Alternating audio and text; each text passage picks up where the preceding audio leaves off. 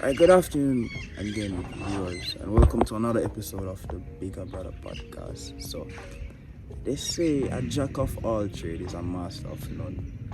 Well, today I'm here to put that statement to a null.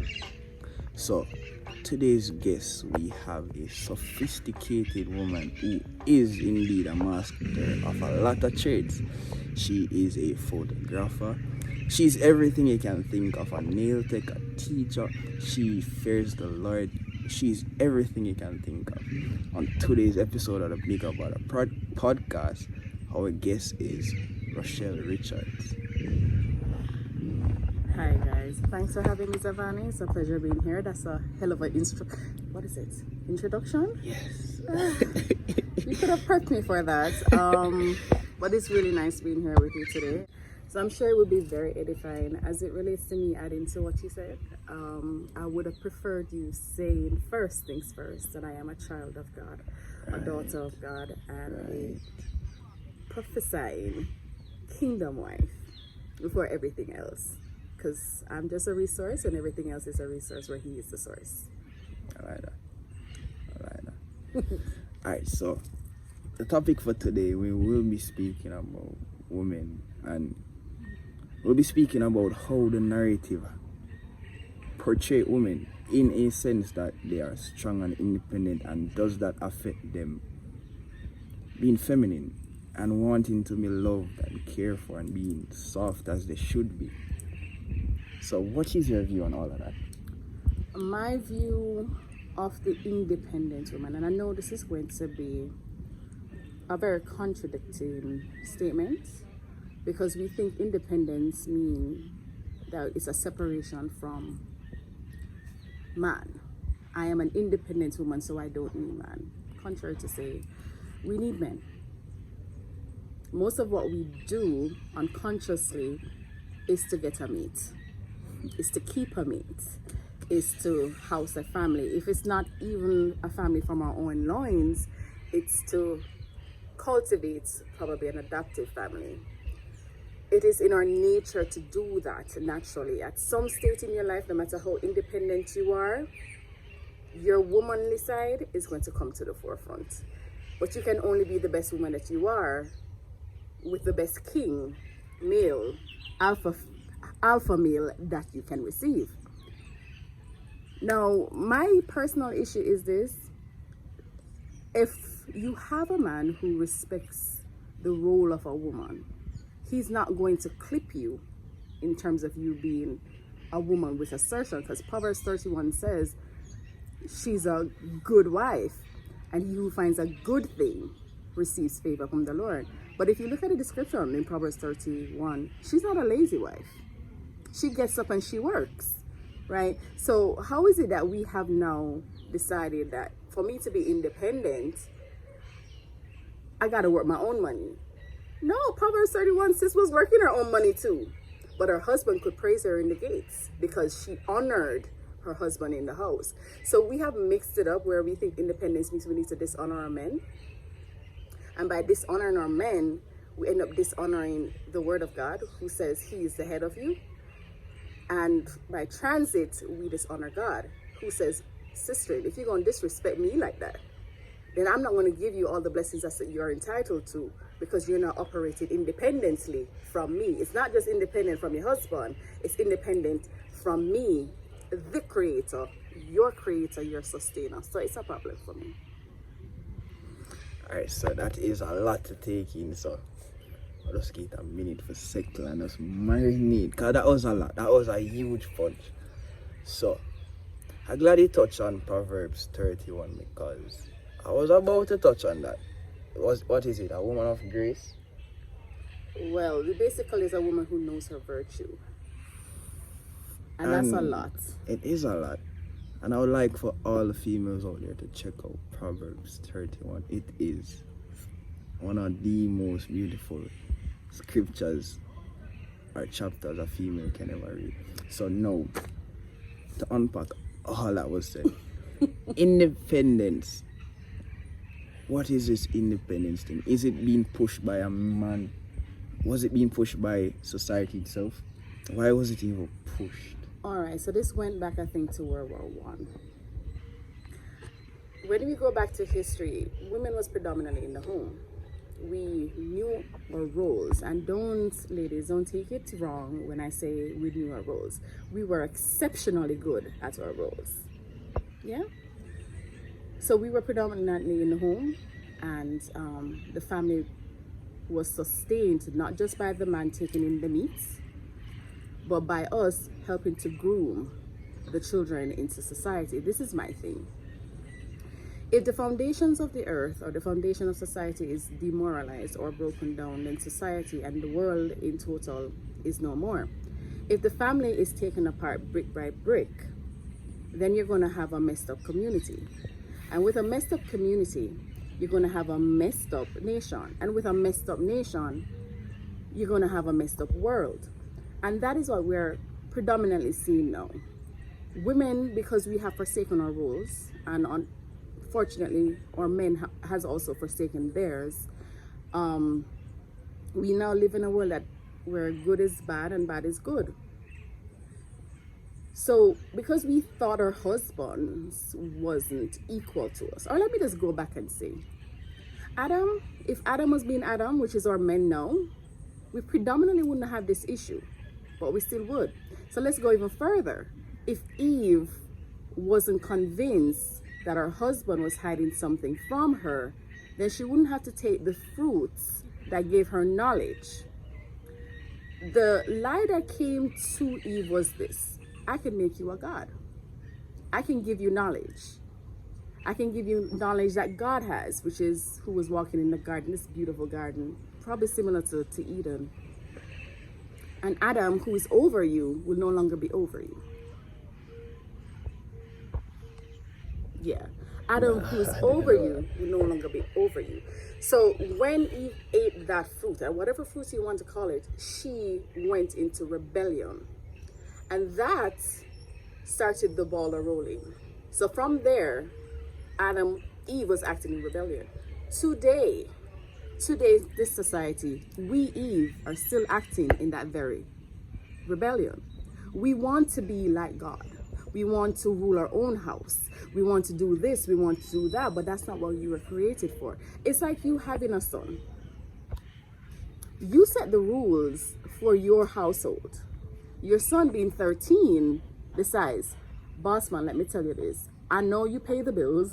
I know you buy the food. I know you put the clothing on my back. But these are my rules, and this is what I want to put in place, even though your rules are there. You're gonna not have it. You're not gonna have it.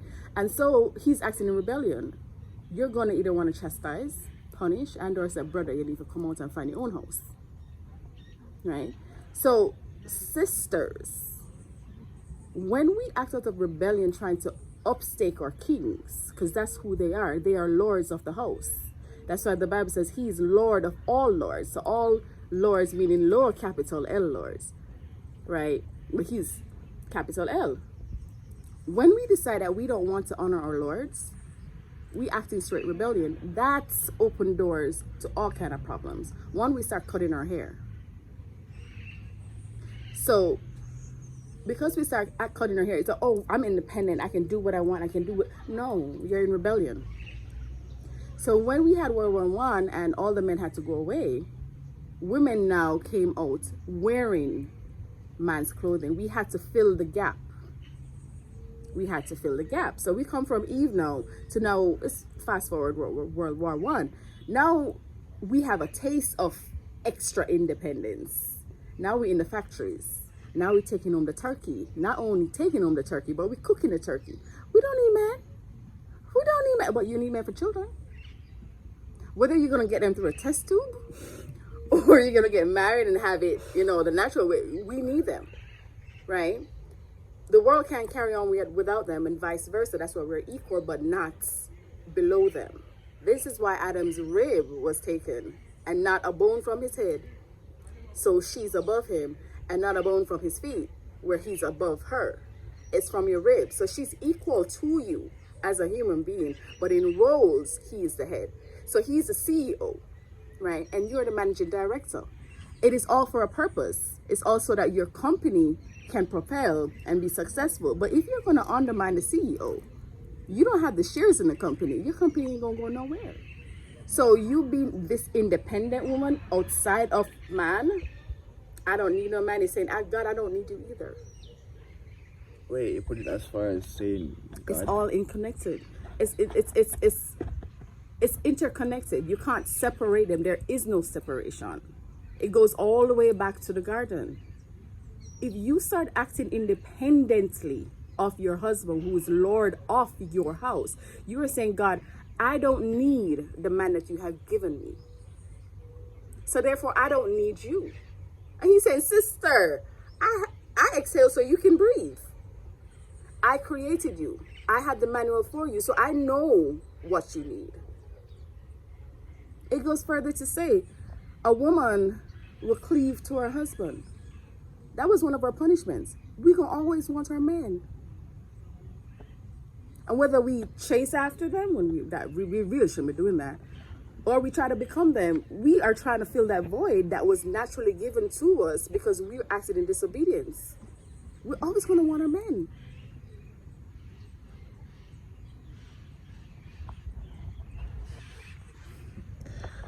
Alright, so the thing where, let's talk about submitting and submission. Okay. The thing where females think that if they submit, it's out of weakness.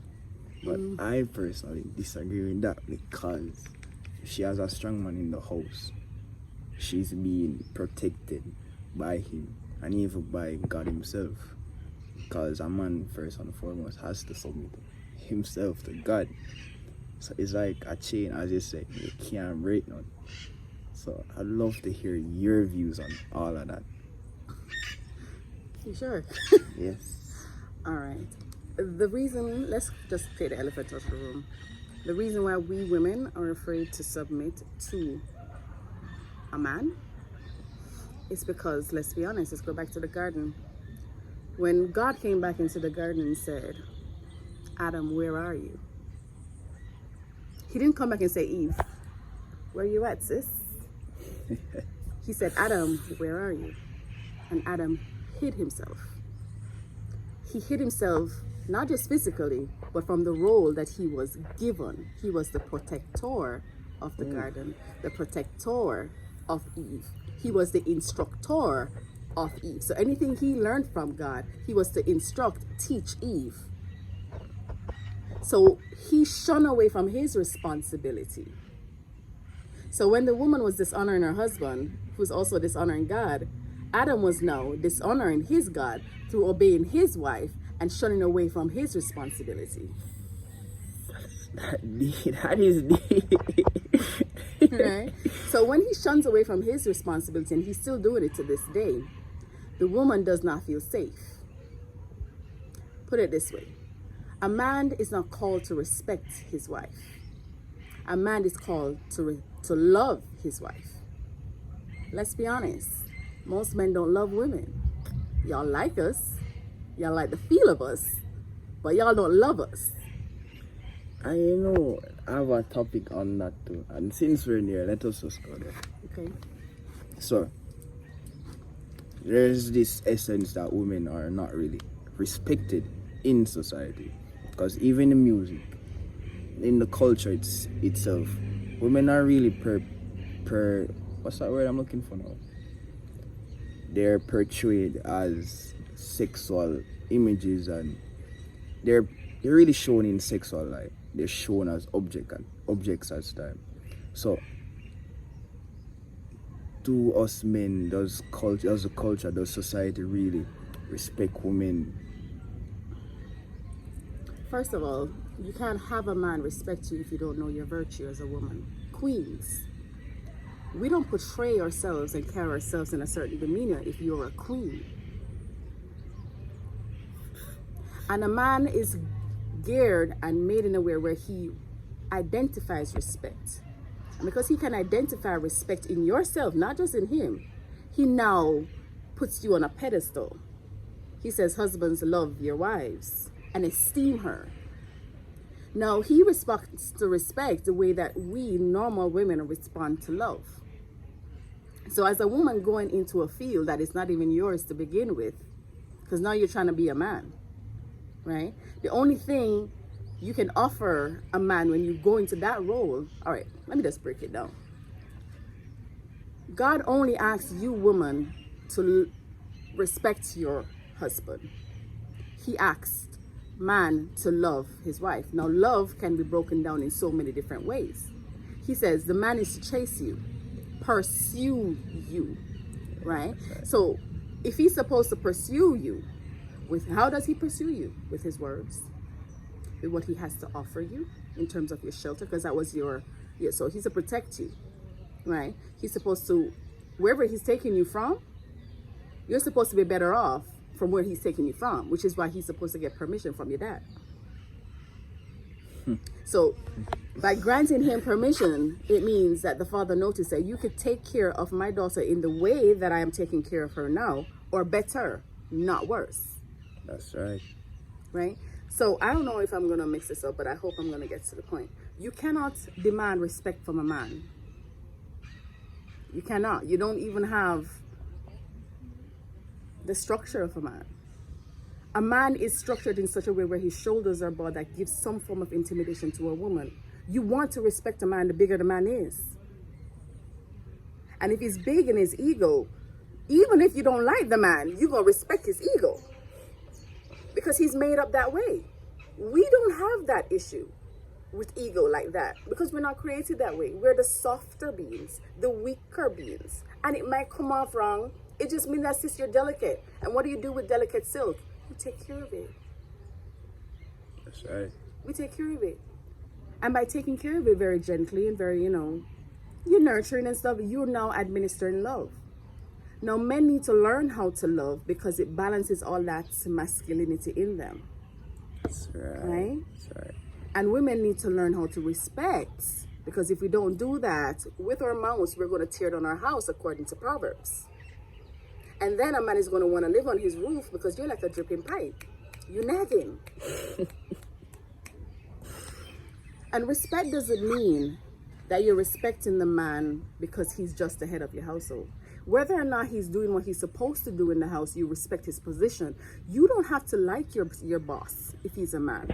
You don't have to like his personality, but you're going to respect his position. And by that, you're not going to talk to him a certain way. So if you esteem other people's husband, the Bible says you ought to honor your own husband. Respect your own husband. Why is it that we have more respect for other people's husbands in CEOs, but when we come home, we talk to our husband like he's under our foot? That doesn't, no, he's the king of that house. And sister, you're not his doormat. You're the queen. You reign by him, but you know his position. Take, for instance, now, King Charles III. Look at Camilla. We know her reputation is questionable. We know. We know. But let's look at the roles, right? The role that she plays demands your respect for the role, even though you don't like her. Even though she slept with the king while the king was married and she herself was married, and now they together, they're on the throne. You don't like her personality and her history, but you're going to respect the fact that she's now queen consort. You ain't going to come step up to her and talk to her in no certain kind of way because there's consequences. It's the same with the man of the house. You may not like this man, even though you married him.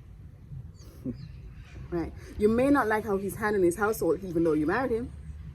But you're going to respect the role that he has. The Bible even says this now. If you can do that, then you can pray and your prayers won't be hindered. So there is a blessing to it. If you honor your husband, respect your husband's role, even though he ain't playing the role that he's supposed to play, then you can pray to me about that particular problem, that particular husband, and I will answer quickly. But if you don't, if you act in rebellion of me and say, I don't need this man this and this man that, and can go, I'm in a business, come on, show ya. If you can do all of that, you're hindering not just your house, but your prayers from God. And what would be the point? And now that you touch a topic about praying and women praying for their husbands and for the men, that is not a thing that is being normalized in this day and age. It's as if women are really speaking bad on the men, and it is true, women tongue have power. It's very much so. So when a female is speaking bad on the men, it will reflect.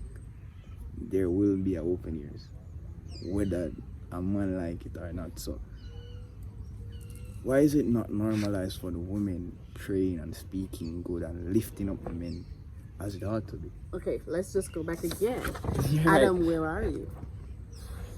Didn't play his role. And he's still not playing his role. Let's go back to the royal family. Look at Kate and look at William. They both are prince and princess of Wales. But she honors her husband by the way she carries herself. And the way she carries herself is heavily dependent on how he loves her, because you can see it. You can see it. So the more you love your wife, is the more she shines and she honors you. None of the chains are broken. So if you know the purpose of your marriage, which is to honor God, it's not so that you can get some children. It's not that you can have the love of your life and you live happily. No, that's not the purpose of marriage. Fairy tale. Right? So if you focus on the purpose of marriage, so William knows that his purpose of his marriage was so that his kingdom, which is the United Kingdom, that he was going to be king one day, that he has to set an example for his subjects to see. He knows that he can't do certain things in his marriage. He has to love his wife. And the reason he knows how to love his wife, let's go back to biblical stuff, is because God is love. The word says, husbands, love your wives likewise as I, God, have loved the church. So you have to go back, okay, wait a minute. See that I don't know how to love, because my version of love is not working clearly, because sis is off the roof. Her temperament is crazy. She's talking all kind of stuff. And I just want the tongue, because she doing this and I want to run. So how do I love this woman now? The word says that God loved the church even unto death. Let's be honest now, Zavaughnie. Most men right now ain't gonna love no woman unto no death. And it ain't sacrificial. Since you touched the topic of death, wait, the phrase "I do" and "death do us part." We don't take our vows properly because we don't take God seriously. And I think there's a other aspect to it. Until death do us part. And also, in order for a man to fully love his wife, there's a part of him that has to die. It's as if the flesh has to die day by day. So just like Christ went and he sacrificed himself so that his bride can be clean and he can take her, he says, husbands, know this, when you go to work, when you come home, you have work. It's not for you to give all of your time to your boss. And when you come home, you're on the TV all the time. You don't polish your gold. You don't brush it off. You don't do nothing. But you want to take somebody into your house and say, oh, this is my wife. But she dusty, bruh. That's right. She dusty. And she can feel the dust. So it benefits you when you love your wife. It benefits you because she going to want, you don't have to run her down for you to have intimacy. She going to want to give it to you all the time. All the time. Because what? You're loving her correctly. Right. You're placing her on a pedestal. You're honoring her. And when I mean place her on a pedestal, I don't mean she's above you. But when you go on the streets, it's my wife this, my wife that. You can talk to me because don't come too near to me. You're going to have to deal with my wife. You do it in a public way where the love that you get. No, listen to me. This is why girls always gravitate to their fathers. Because you're my princess. You're my this. You're my that. And when these men grow up, and the princess grows up and she knows in herself because her dad basically said, listen, you're a princess who's going to become a queen to a king. Now you a king and you ain't polishing her. You're not honoring her with your words. Right. And you're like, oh, but I don't know what your problem is, Keisha. I give you a house. I'll give you food. No. He didn't ask you to just, the Bible say, husband, feed your wives as Christ feed the church. That was not the instruction. The instruction was you ought to love your wife. Love her because I made a gap in her that requires your love. And it's only your key placed in that gap that's going to activate her to her best potential. That's right. So it's a circle. And if you break any part of that circular link, the whole family don't work. society don't work, which is the problem that we have now. Women want to be independent. Men want to have woman na bungle, because y'all don't love and respect the woman, because y'all don't love and respect God.